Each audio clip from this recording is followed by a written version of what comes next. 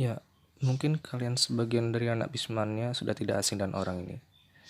Ya, betul sekali. Dia adalah Mas Rian Mahendra, seorang anak dari Bapak Haji Haryanto yang mengemban tugas sebagai Direktur Operasional di PO Haryanto. Kali ini dia membagikan kisahnya tentang bagaimana sejarah dia bisa masuk dalam jajaran PT Haryanto. Dari mulai kapan dan gimana sejarahnya.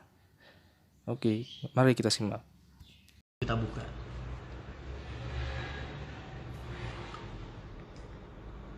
Oke, 400. Jadi ceritanya begini. Aku tuh nggak pernah bohong loh sama kalian. Dulu aku pernah bikin postingan kalau aku pernah jadi sales panci, pernah jadi kondektur Aqua. Itu Ades dulu namanya, bukan Aqua, maaf. Truk Ades. Jadi ceritanya gini. 2002 itu kan aku statusnya masih mondok. Tapi aku belum boyong. Aku tuh tahun terakhirku, setengah tahun yang terakhir di Ploso Alfalah. Itu aku ngodam. Ngodam itu mengabdikan diriku sama kiaiku. Pada saat itu aku ngodamnya sama Gus Faruk. Aku jadi supir beliau sama jadi jaga toko Rizkuna punya Gus Faruk. Nah, pada saat itu aku sambil tinggal ngaji-ngaji aja. Aku sekolah madrasah udah enggak, karena naik kelas 2 sanawi itu aku keluar. Jadi aku alfiyah itu udah enggak kuat dulu. Aku alfiyah keluar. Aku selesai amriti, masuk alfiyah enggak selesai. Aku ngodam sama Gus Faruk. Nah, sama Gus Faruk ngodam, terus setengah akhir tahun itu aku udah sering pulang. Kenal sama istriku itu. Aku udah sering pulang lah ibaratnya. Udah sering pulang, terus akhir tahun 2002 itu aku mengutarakan niatku sama bapak buat kerja, tapi bapak nggak ngebolehin. Jadi kamu nggak boleh kerja kalau belum nikah. Bapak itu nggak mau kalau anaknya megang uang sebelum dia berumah tangga. Intinya kayak gitu. Karena bujangan itu kalau megang uang versinya bapak lebih banyak maksiatnya daripada uang itu ntar digunain untuk hal-hal yang baik. Nah, aku marah pada saat itu. Ya maklum lah, zaman dulu aku masih emosiku masih tinggi. Aku marah. Cara marahku sama bapak itu, aku nyari kerjaan sendiri dulu. Saking bangetnya pengen kerja, nggak boleh kerja. Ini sorry ya, komen-komen kalian nggak aku baca karena aku fokus cerita sama kalian. Jadi terus aku nggak boleh kerja, aku buka tuh lowongan koran di mana namanya, di koran lah, lowongan di koran di Kediri. Pada saat itu kan aku statusnya masih di Kediri, mau pulang bantuin bapak kerja nggak boleh. Aku nyari lowongan kerja, itu aku terus dapet. Akhirnya aku nggak punya ijazah, cuman punya ijazah SMP. Kerjaan apa gitu, akhirnya aku nyari di lowongan koran tuh, tak bunder-bunderin mana yang nggak punya persyaratan ijazah. Adalah kerjaan PT apa gitu, dia butuh sales, palingan urusannya sales sih, sales. Terus aku diterima di situ. Kerjaannya itu jual panci. Jadi kalau kalian tahu, ada orang yang biasanya kalau di jalan-jalan itu nenteng-nenteng barang dagangan, ya entah itu blender kayak apa kayak dia kerjanya pakai hem lengan panjang terus pakai dasi, keren lah orangnya. Ya aku jadi salah satu dari mereka dulu. Satu tim itu kita satu dua tiga, kita lima orang sama kepala timku. Jadi tiap hari itu kita bawa barang dagangan dari pisau, panci, sama wajan.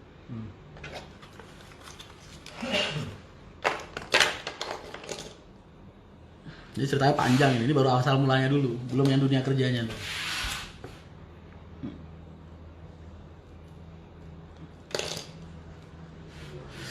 Di Kediri itu.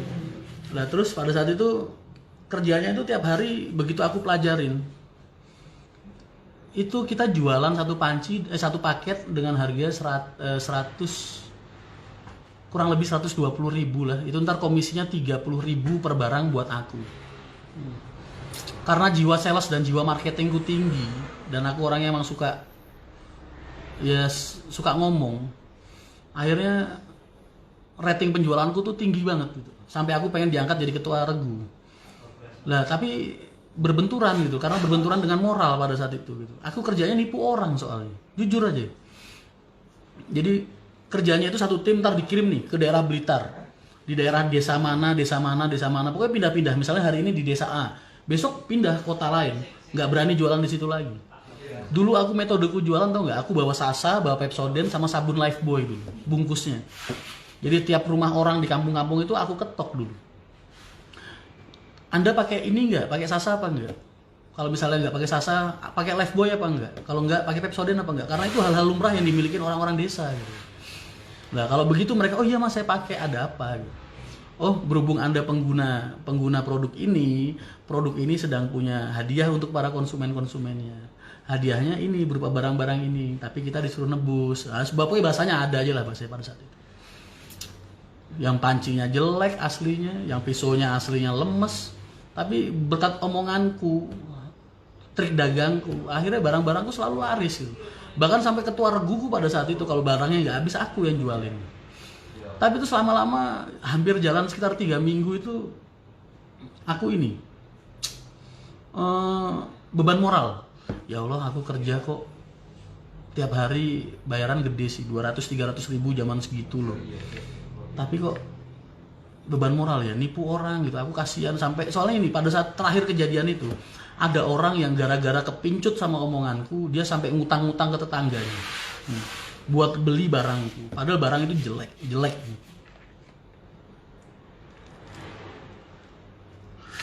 Akhirnya aku keluar karena apa namanya, beban moral kan terganggu.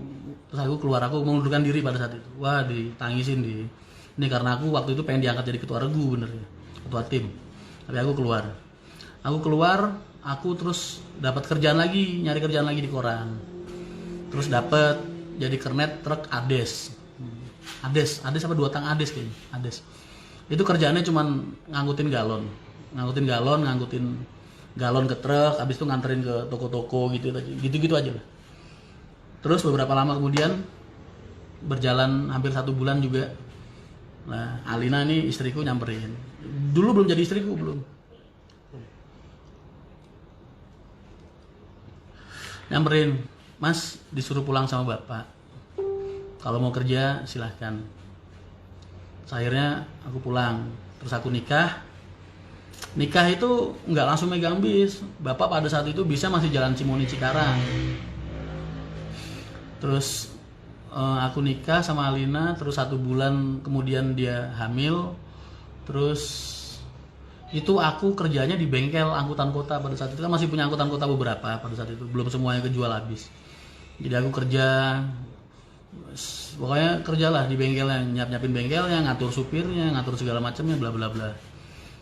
Terus akhirnya anakku lahir, terus aku tugas di Kudus pada saat itu, karena dulu benernya bapak pengen angkat direktur operasional yang namanya Mbak Tari, itu manajer operasionalnya Nusantara pada saat itu.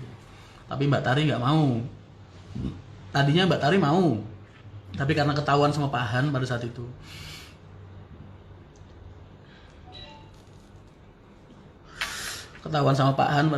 akhirnya terus Mbak Tari digandulin sama Pak Han. Terus akhirnya nggak jadi, minta maaf sama bapak, nggak jadi bisa bantu PO Haryanto. Akhirnya udah aku ngomong sama bapak, udah Pak, Masian tak coba kerja sebisa Masian. Jadi pada saat itu aku punya non AC 5, terus jalan Purwodadi Jakarta sama Pati Kudus Jakarta, non AC. Terus punya lagi eksekutif 2. Pada saat itu langkah awalku pertama kali, dulu belum ada HP. Aku buka agen di beberapa titik agen, bapak buka agen di beberapa titik agen, kayak di Pati. Agen-agen sentral itu bapak yang buka. Terus Tayu. Nah, itu terus langkah awalku pada saat itu bina jaringan agen. Aku mulai membentuk jaringan agen pada saat itu. Jaringan penjualan, cara penjualan. Pada saat itu aku sendiri, adikku masih sekolah semua. Terus Jadi seketan operator itu dulu itu aku pegang sendiri, aku garis-garisin sendiri pakai penggarisan setiap hari. Tiket itu desain, aku yang desain dulu, aku gambar sendiri terus aku cetak. Terus apalagi ya, keuangannya juga aku yang ngurus dulu, yang ngatur. Terus untuk sarana komunikasi agen dulu aku gunain HT. Jadi dulu itu aktivitasku tiap pagi sampai sore di garasi Kudus. Dulu garasi Kudus itu masih kecil mas, di depan garasi yang sekarang jadi warung itu dulu tak sewa, cuman bagian depannya tok, ruangan yang di depan itu warung. Kalau kalian ke warungnya garasi Haryanto yang di Ngembal, kalian lihat ada ruangan kecil dua, kanan sama kiri. Yang tadinya kanan aja, itu yang disewa sama bapak dulu. Kalau nggak salah tahun segitu 3 juta sama garasinya kecil. Sekarang garasinya udah jadi ruko itu. Garasi tanah merah lah, cuma bisa buat nampung berapa bis sama cucian. Jadi aku dulu dari pagi sampai sore bikin jalur, bukain, terus ngejualin. Jadi agen-agen komunikasi operator sama aku langsung. Terus akhirnya ntar tiap sore sampai malam aku di terminal. Jadi di terminal pada saat itu namanya jualan PO baru, dulu plat nomornya 7799 IG sama 7788 IG, eksekutif pertama kita dulu. Joknya 36, non leg rest, nggak ada leg rest emang dulu. Angga kok kono. Itu aku di terminal masih terminal lama, bukan terminal Kudus yang sekarang masih baru. Itu aku dulu ya masih asing sama orang-orang terminal lah gitu. Kita mulai kenalan sama kanan kiri kita, numpang hidup di situ, numpang jualan di situ. Itu aku jualan terus ya jadi calo. Jadi dulu tuh Pak Imam, bosnya Badri yang sekarang agen Kudus, dulu masih sama Pak Imam. Karena Pak Imam itu rekan perjuangannya Bapak di Tersimberurit. Jadi aku tiap hari dari pagi sampai sore di kantor menuhin bis, ngatur keuangannya, operasionalnya, ngatur supirnya. Ntar sore sampai malam aku di terminal Kudus. Habisnya bis lah, bis cuman berapa biji? Cuman jalan 2 yang dari situ kan. 3 yang dari situ. Terus punya AC ekonomi juga, 4 lah paling enggak. Nah terus udah tuh mulai jualan. Jadi nawarin penumpang pada saat itu mas, kalau pengen tahu, aduh udah kayak orang ngemis. Jadi aku tuh nyaluin penumpang dulu itu, penumpang bisku lo masih blongsongan, joknya itu masih plastikan mas. Itu penumpang tak tawarin, mas monggo derek Haryanto, Jembar, jangan sakit bal-balan teng jero bis, karena memang isinya nggak pernah ada gitu, emang kosong. Terus akhirnya penumpang ada mulai tertarik, enggak mas, saya mau ikut Nusantara, saya mau ikut Gajah Hasri, saya mau ikut Dewi Sri, mau ikut apalah zaman dulu. Susah banget nawarin Haryanto tuh. Kita berjuang saat itu mulai penumpang mulai ada itu sekitar 5 bulan 6 bulan dulu tuh. Zaman dulu solar masih murah mas, bis masih murah harganya. Jadi itu tiap hari perihnya tuh di situ, sakit loh hati. Bayangin ya kalian, aku kerja seharian berusaha ngisi bis, terus sore sampai malam itu aku di terminal itu jualan tiket, nawarin tiap ada orang bawa tas, tak samperin, tak bantuin tasnya, tak tawarin, masih nggak mau. Itu sakit rasanya. Kadang sampai penumpang itu, alah bismu mosok anyar tenan, mosok kuat tuku bis anyar tenan. Sampai dibukain bagasinya, bagasi belakang mesin itu dibuka, bannya dicekin, sampai kayak gitu penumpang zaman dulu itu. Terus akhirnya ya banyak kejadian. Sekalinya kita lagi mulai laku gitu, ntar ada aja orang rusuh. Yang calo-calo terminal Kudus dulu kan suka pada naikin harga tarif. Nih Haryanto harga 30-40 zaman dulu ya. Terus jadi 60, jadi 80 ya. Karena kita dulu kan, aku jiwanya masih keras ya di lapangan ya. Gitu itu biasa tak samperin mas. Tak samperin, dia lagi pada ngumpul, lagi main catur apa tak tendang langsung. Tak cengkiwing-cengkiwingin semua. Maksudnya tak tarik-tarikin lehernya semua. Di terminal Kudus itu dulu. Kamu kalau kelaparan caramu, jangan rusak penumpangku. Kamu minta sama aku, insya Allah aku ada rezeki buat ngasih sama kamu. Jangan rusak penumpangku, jangan sakitin penumpangku. Itu aku saking maksudnya hati itu nangis sebenarnya. Karena aku nyari penumpang tuh bener-bener susah mas. Begitu dapat disakitin kayak gitu, makanya emosi aku dulu. Wah udah hampir tak pukul-pukulin itu dulu bener. Tapi ya mau gimana lagi gitu. Nyari penumpang susah, sekalinya dapat kok didolimin sama orang gitu. Ya Allah udah jadi pengen nangis kalau inget zaman segitu. Akhirnya ya mulai laku dikit-dikit, alhamdulillah mulai laku. Kerja terus kayak gitu, ntar hari terus berulang. Pagi sampai sore di kantor, sore sampai malam di terminal, terus seperti itu. Sampai pernah dulu ada gento pengamen situlah, orang gede, mabok segala macam masuk ke bis. Tak suruh turun baik-baik sama rekan kerjaku lah, tolong suruh turun, kasihan penumpangku udah nggak begitu ada, masa masih mau diganggu kayak gitu. Terus disuruh turun malah dia maki-maki, ngumpat-ngumpat. Wah udah emosi aku langsung. Tak tarik turun, tak tarik ke belakang bis, tak hajar di situ. Tak hajar, tak injek-injek, sampai tak banting 3 kali baru satu. Masih inget banget aku. Tak pukulin, jatuh, tak tarik, tak pukulin lagi dulu. Kayak gitu aku dulu naklukin terminal. Terus akhirnya ya sudah, itu berlanjut terus setiap itu. Sampai kadang kan terminal Kudus Lama itu kan banjir mas, hujan. Itu banjir itu langganan, setahun 2 kali 3 kali dulu. Terus apa namanya, kalau banjir itu mas, itu nggak tanggung-tanggung, seperut mas, seperut kadang sedada bayangin. Jadi sepinggang itu masih jarang lah. Jadi aku kalau lagi banjir gitu kerja ya sudah, kerja banjir udah kerja, posisi tenggelam badan itu kita masih bantuin barang penumpang dulu itu.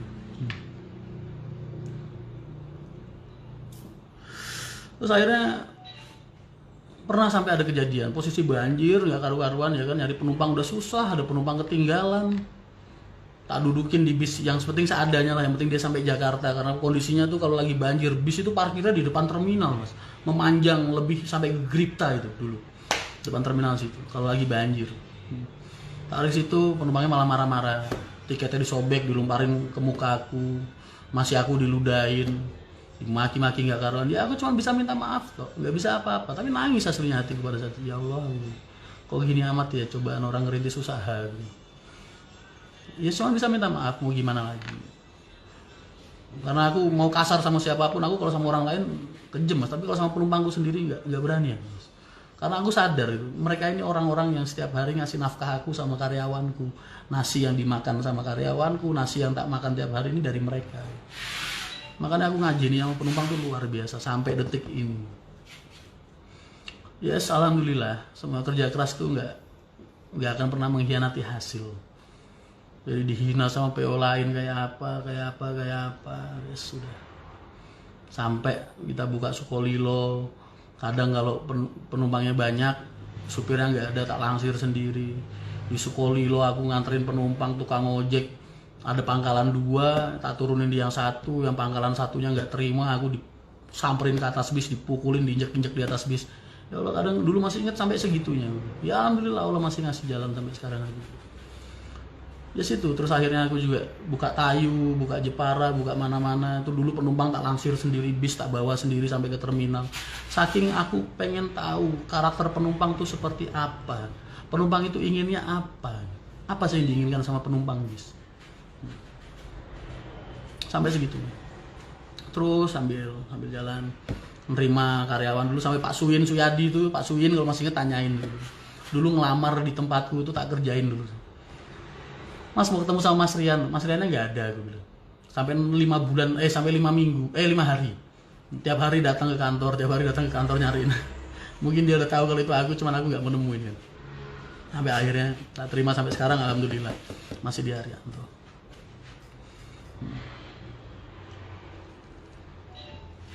Tuh zaman dulu. Itu dulu aku posisinya masih ngontrak. Aku terus akhirnya bawa anak istriku ke sana. Aku dulu inventarisku pada saat itu apa ya, Mio kalau nggak salah, Mio, motor Mio itu. Terus aku ngontrak rumah sama istriku. Tadinya tinggal di tempat Budi, cuman kayaknya Budi nggak berkenan dulu. Akhirnya terus pindah nyari kontrakan sendiri. Istriku, anakku tak ajak ke sana, tinggal mulai bareng. Aku ngontrak sampai pindah 2 kali. Dan itu aku lakukan terus sampai saat ini. Dari 2003 sampai saat ini, sampai aku bisa ada di hadapan kalian semua dan jadi seperti apa yang kalian lihat saat ini. Itu berjalan selama bertahun-tahun, belasan tahun dulu.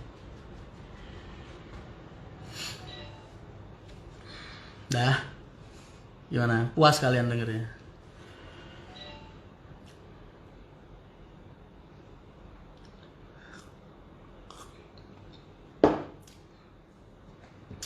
Sampai situ aja. Karena perkembangan selanjutnya seperti apa yang kalian tahu lah. Kurang lebih kayak gitu.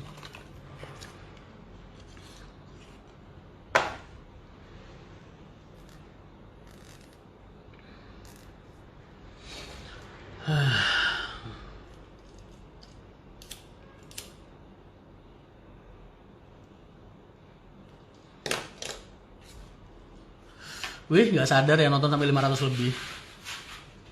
Mas, kalau bis laka apakah driver kena sanksi? Tergantung lakanya. Tapi nggak ada klaim yang jelas. Cuman bantuan aja.